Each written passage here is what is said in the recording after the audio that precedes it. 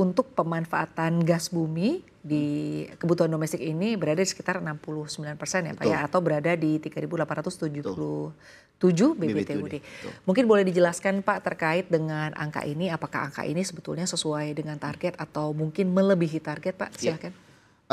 Kalau kita lihat dari target untuk lifting gas sendiri, kita masih di atas rata-rata APBN ya. Jadi kalau rata-rata kita kurang lebih di sekitar 1.200-an ya. Sebenarnya target APBN itu di 1.005 mm BOPD. Nah, ini dijelaskan juga di pengantar bahwasanya memang sekitar 69% atau 3.877 BPTUD itu untuk pemanfaatan gas domestik. Selebihnya memang kita ekspor. Jadi memang kalau kita lihat dari neraca gas kita masih surplus. Nah, memang challenging-nya ada kenaikan konsumsi demand domestik, which is itu bagus ya. Artinya industri kita berkembang ya. Nah, memang tantangan utamanya kalau gas ini kan memang sudah ada uncommitted kontrak ya Mbak ya. Ya. Jadi memang surplus ini sudah dikontraktualkan. Nah, sedangkan kalau memang ada kenaikan konsumsi di dalam negeri berarti kan harus melakukan realokasi ya atau swap ya kepada committed kontrak yang sudah ada di luar sana. Artinya kan teman-teman K3S, baik Pertamina, baik swasta seperti BP, Eni dan lain sebagainya itu punya committed kontrak. Ini tantangan ya yang kita hadapi. SKK Migas bersama Kementerian SDM sedang mencari formulasi sehingga tetap konsumsi domestik ini bisa kita penuhi.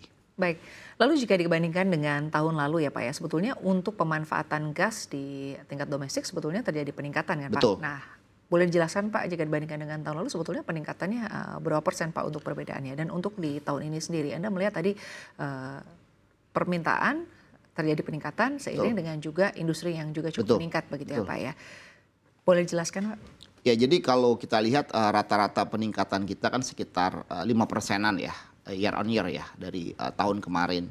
Jadi karena adanya peningkatan sedangkan memang boleh dibilang ada beberapa target untuk lapangan-lapangan baru ini kan yang ada delay ya. Nah, ini menjadi tantangan juga untuk melakukan percepatan sehingga kita bisa menambah surplusnya.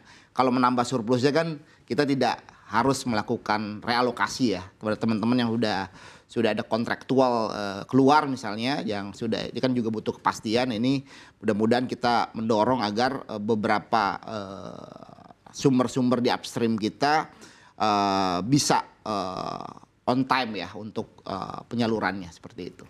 Baik Pak Angga, lalu selanjutnya Pak terkait dengan apa yang disampaikan oleh Pak Menteri ya Pak ya, bahwa ada isu memang gitu ini kelangkaan gas di dalam negeri, tapi beliau menyampaikan bahwa sejauh ini tidak ada impor untuk memenuhi kebutuhan dari domestik ya Pak ya.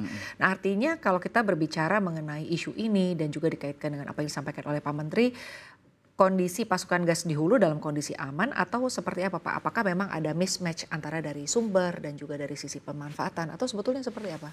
Ya, pertama kan kalau kita lihat sumber gas kita kan di wilayah Indonesia Timur ya, yang banyak ya.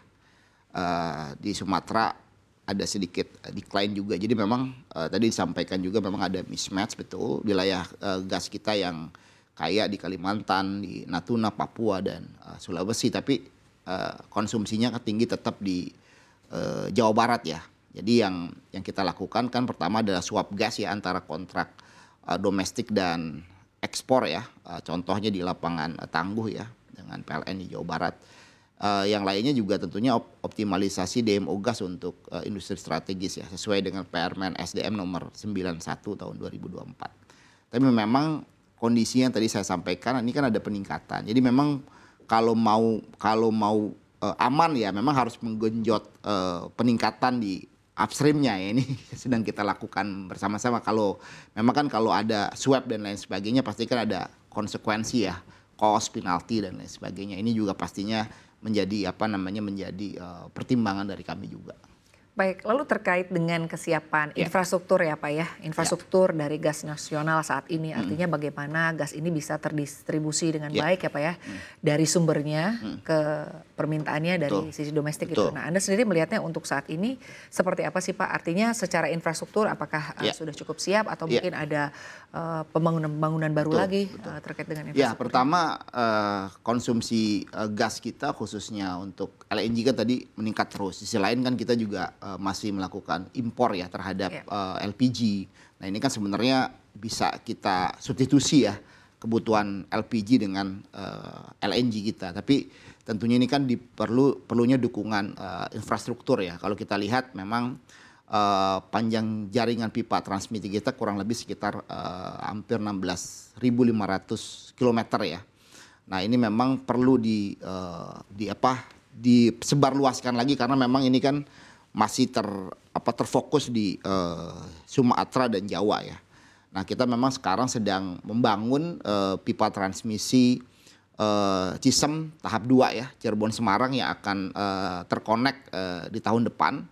Dan kita juga sudah proses juga untuk proses lelang juga untuk pipa di Sumatera ya, Duri Semangke. Jadi Cisem tahun depan terkonek, Duri Semangke itu kemungkinan di target kita di 2028 ya udah bisa terhubung.